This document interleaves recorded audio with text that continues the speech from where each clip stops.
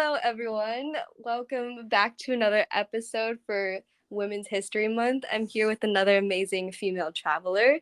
Her name is Jessica, known as Jessy with a Y, underscore around underscore the world on Instagram. And she's been a full time traveler since 2021. She's been to 54 countries. And she's also a blogger, which is how I found her through her articles on World Packers. And she's currently living in New Zealand. So I'm super excited to talk to you about all these things. But first and foremost, what made you decide to embark on this world journey, traveling to all these countries? Okay, before starting this trip, I was used to travel, but just for holidays. And then I started to realize that it wasn't enough for me because, yeah, all I care about is travel. All I want to do is travel. So just short holidays were not enough for me. So at the end of 2021, I decided to quit my job with my husband, and we decided to start traveling full time. And before doing this, before quitting our jobs, we started to work online a bit, like copywriting and writing articles and so on. And then, yeah, we just quit and started traveling. So amazing. I feel like that's the dream for so many. I know it is for me. Um, was it scary to take this leap, or was it something that you felt just was so super right and you were just all in?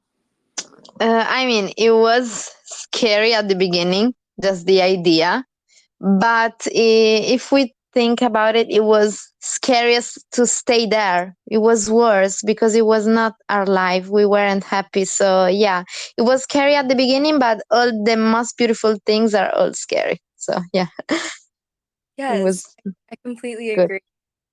Have the things in life that are the most risky have, but they like they say they have the most reward. And I'm sure it's paid off in your eyes. You have such a beautiful Instagram feed of all these amazing places you've been to. In your opinion, what has been the most beautiful place you've been to recently? Oh, it's not easy to answer this question. Um, I'm really in love with Sweden. Mm. Maybe because I've seen there my first Northern Lights, maybe, I don't know. Or maybe because I feel home there somehow. But it's one of my favorite. But for example, my favorite city, apart from Rome, which is in Italy, and I'm from Italy, but yeah, it's not that big. I love also Paris a lot. It's uh, another city that I really love. But the country, yeah, all the countries in European Union are amazing. I really can't pick one, so it's not easy. No. yeah, it's definitely I personally I think the question what's your favorite place is kind of it's a very vague one because every place has made a special mark on you in some way, and so Yeah, exactly. definitely understand the dilemma in picking a favorite. Yeah, um it's almost impossible because every place has something that another place doesn't have, and so on. Yeah, it's not easy to pick Definitely. one. So how many of these places have you traveled with your partner? Have you traveled to any solo, or do you mostly travel with someone else? Since we met in 2015, we basically traveled together. So yeah, before 2015, we had some trips by ourselves. For example, I've been to the Caribbean by myself, and I've been to Miami by myself. But yeah, all the most beautiful travels I've made with my partner. Yeah. I think that's so beautiful that you're able to share these experiences with someone special in your life. As much as I adore solo travel, I also would love to experience traveling with someone else, and that's something I haven't done myself. Has how has that shaped your relationship, would you say? Because I feel like it could either make your relationship stronger or it could destroy it because travel is intense. Yeah, exactly. I agree. I agree with you.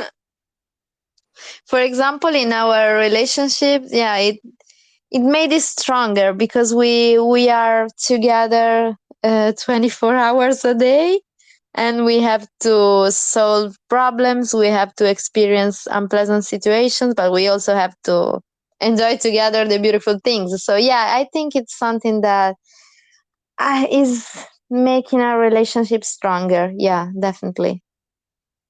I love to hear that. Do you have any advice for couples who are looking to travel together more, or just how to keep a relationship strong and how to navigate the ups and downs that come with navigating situations in these foreign contexts?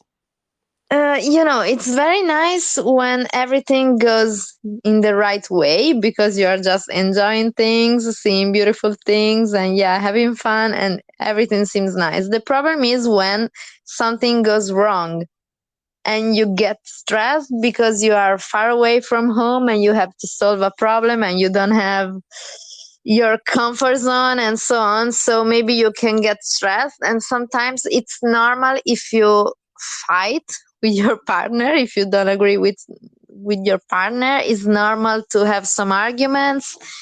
The important thing is always to solve the problems together at the end of the day, and don't be mad at the end of the day. You just have to solve the problem and, okay, fight, have the argument, but then solve the things, I would say. Yeah. Sometimes when we had some arguments where we were traveling, we just separate for a while. I just went to have a walk in a direction, and he went to have a walk in another direction, and then we just ended up together again after, I don't know, 30 minutes, and everything was fine again. Yeah, I think it's definitely a testament to any relationship, and learning how to argue is definitely, I think, the component that can make or break a relationship. So I'm sure you guys have gotten very well coordinated with arguing. Yeah, I mean, arguments are fine. You have to sometimes, because yeah, otherwise you just keep everything inside and it's not good. You really risk to explode at Mm, some point. So yeah, it's better to say things when you have to definitely. say them. Yeah, never And it's suppress. also normal to get stressed. I mean, you are far away from home, and yeah, it's completely normal to get stressed sometimes, and you just have your partner with you, so it's normal to overwhelm him or her with your problems, because you just have him or her. So Right. It could be like a good thing or a bad thing because you can lean on them when things get stressful for the both of you, but then like if only one person is impacted, then it could get complicated, but I'm sure it's all worth it in the end to have someone to share the same beautiful memories. Speaking of stressful situations, how is it like living in New Zealand and why did you decide to spend so much time there? New Zealand, we picked New Zealand because we could travel here with a working holiday visa, which is an amazing experience that everybody should do, in my opinion. You can basically stay here 1 year and travel and work. And it's very good because while you travel, you have the opportunity to earn money, which is very, very good. And in New Zealand, salary is high. So you can earn a lot of money and travel the country. And yeah, it's what we've basically been doing for the last 7 months. And it's very, very good. That's why we decided to stay here for such a long time, which is unusual because we usually stay 1 month in every country and then we change country.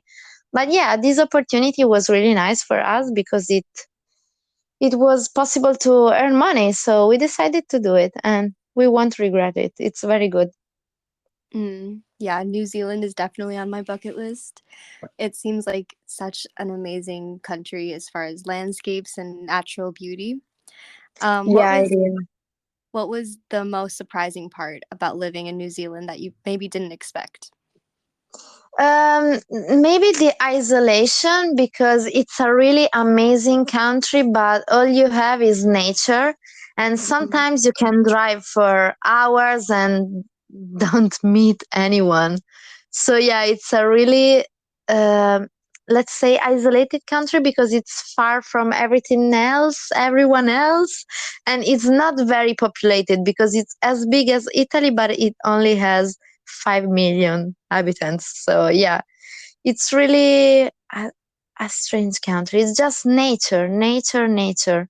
But it's nice. I mean, it's really nice to experience it. I don't know if I could live here forever because sometimes I need people around me. But yeah, it's the most surprising thing. The lack of people, I would say. Mhm. That's interesting because I feel like Australia is the opposite. It's like you can meet so many cool people in Australia. I mean, there's a big hostel culture there, and all the Australians I've met have just been super friendly. So would you say New Zealand isn't the best for solo travelers if they're looking Um, and like meet people? I mean, if you are a solo traveler that just want to be in contact with nature, is a good pick.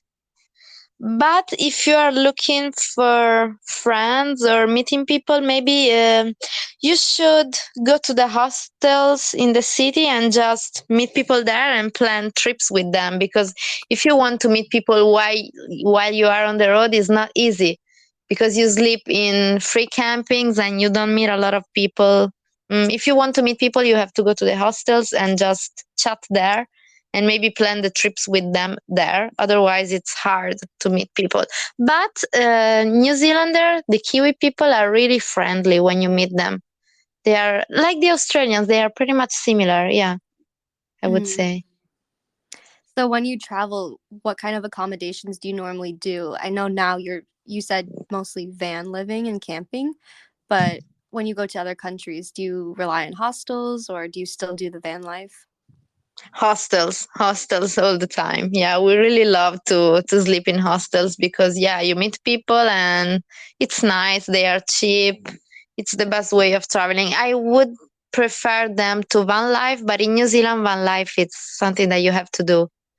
That's Mm, why we are doing it. But yeah, hostels are my favorite kind of accommodation. yes, definitely preached about hostels. I cannot say enough good things about them.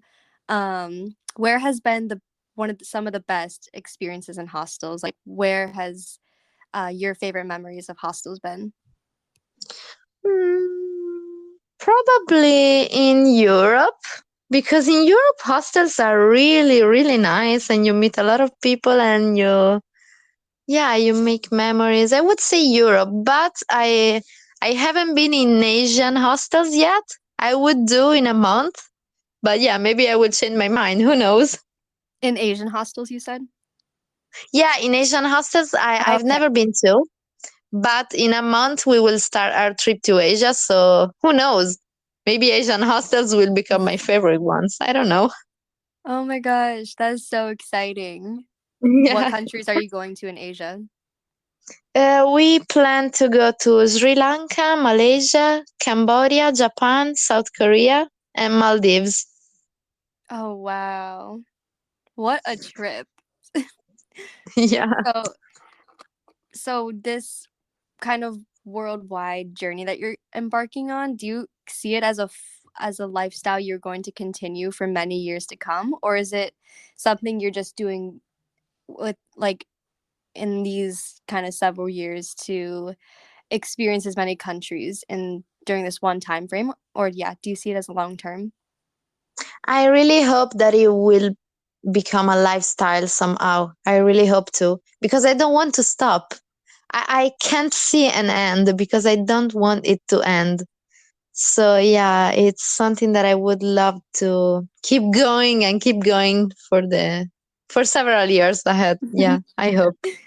Oh my gosh, that sounds exactly like what my soul constantly says when I travel. What is your favorite part about traveling?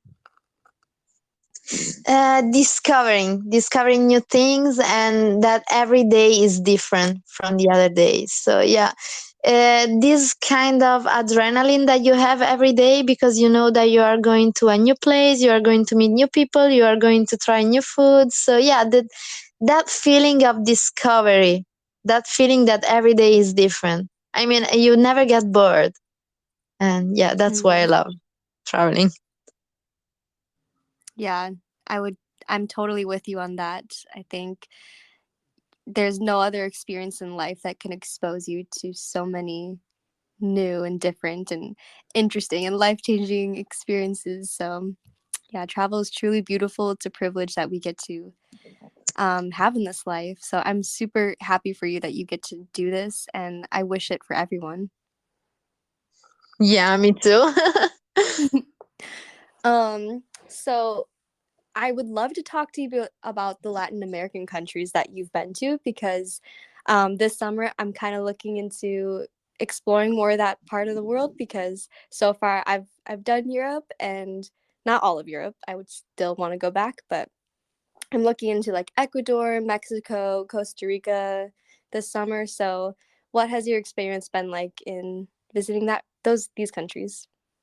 Oh my God, I love Latin America. I really love it because I love the people and the music. And yeah, I really love Latin America. And I would say that Ecuador and Mexico are my favorite countries there so far because I haven't been to the southernmost part. But yeah, Ecuador is really nice. It's so small, but it's a complete country. It has everything. And Costa Rica is as well really nice because you have amazing nature, waterfalls, parks, and then there is Mexico, amazing cities, food which is delicious. So yeah, I have beautiful memories about Latin America. Yeah, I really love that part of the world. The only thing that we have to be honest, you have to be careful because it's not the safest part of the world, but you will meet a lot of friendly people, and yeah, you just have to be careful like everywhere else actually, but it's a really really amazing part of the world. Mm. Yeah, I can't wait to explore because it seems like there's so much diversity within Latin America. And we always say that Europe has, you go to one country that's an hour train ride and you're completely in a different situation. But the same can be said about all different continents and regions around the world. I mean, there's so much to explore. Um, and and so for Ecuador specifically, I saw that you went to the Galapagos Islands. Would you say that that's an experience worth doing? Yes, of course. It was one of the best. I mean, it's not cheap. It's a bit pricey, but it's worth it completely Okay. because it's the best snorkeling of my life there. You can see a lot of animals and they are just used to people. They are not afraid of you. It's really wow. It's one of the best places in the world. Yeah. Yeah, I mean, I could see that it's worth it, but I was looking into pricing and I'm on that budget lifestyle right now, so I wasn't sure if I wanted to spend that money this time, but we'll see, Yeah, maybe. I know. I know. Unfortunately, the flights to go there are quite pricey, and even the tours, because you have to do the tours. It's mandatory. You can't explore the islands by yourself because you don't know where to go. So yeah, the tours are quite pricey, but if you go to hostels there, and there are several hostels, you can save money on accommodation. That's good. It's not like Hawaii where accommodation is really, really expensive. In Mhm. Galapagos, you can find some cheap places to sleep, but yeah, the problem are the tours. But it's worth it. Trust me, it's really worth it. All right, well, I'll definitely consider it. And for Mexico, I'm looking into exploring that part. So, what is your favorite part of Mexico that you would recommend? Unfortunately, we have only been to Yucatan and the Campeche region, so not the northern part. But Yucatan is really nice, and the Maya ruins are amazing. Chichen Itza is the most famous one, but is not the nicest. I would say that the ruins where the less tourists go are best. Like Uxmal is another really nice Maya ruins. And yeah, basically Yucatan is really, really nice. Beautiful cities and beautiful ruins. Unfortunately, I don't have experience about the northern part like Ciudad de Mexico, Mexico City, and so on. Okay. But Yeah. Yucatan is really nice and the food is amazing. Yes. Speaking of food, where has been the best country for food that you've experienced? Apart from my home country, Italy, which is one of the best, I would say Mexico, and I Oh, would say, okay. I don't know.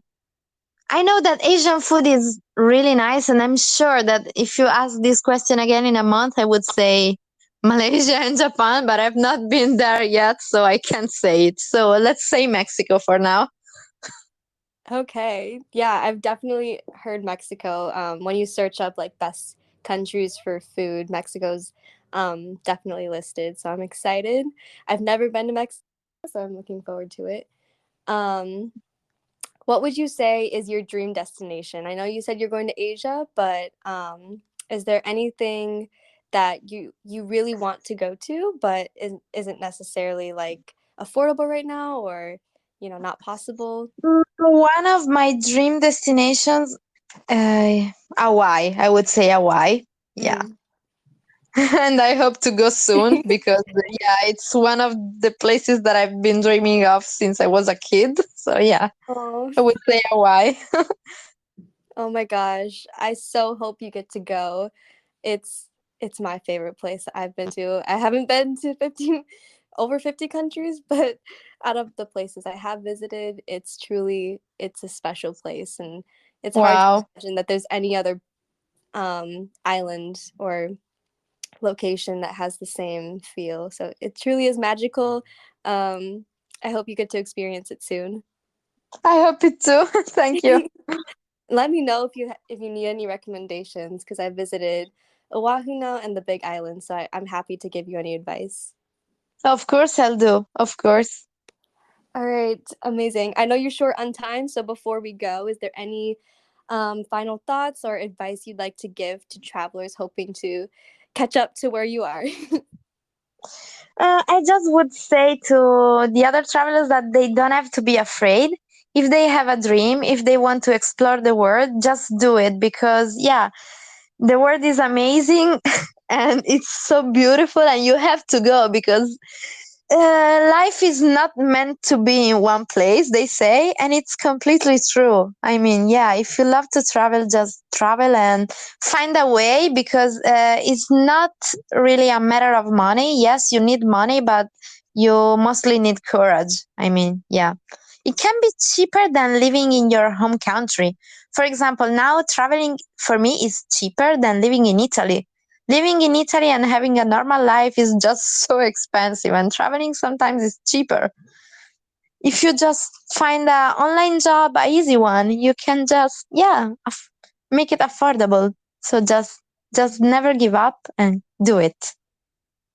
Yes, I think that's amazing advice. Thank you so much for sharing, and I echo that. If you're passionate about it, there'll be a way. You'll find a way. Yeah, I think that's the takeaway exactly. throughout all my podcasts is that if it's for you, it will not pass you up in life, and that goes for anything, not just travel. Just chase after your dreams, and they will manifest. Exactly. Well, That's the thank you point. again, Jesse. I hope you have a great rest of your day, and um, yeah, I wish you the best on all your future travel adventures. I wish you the same because you are a passionate traveler as well. So Thank you so thank much. you so much for inviting me. Thank you.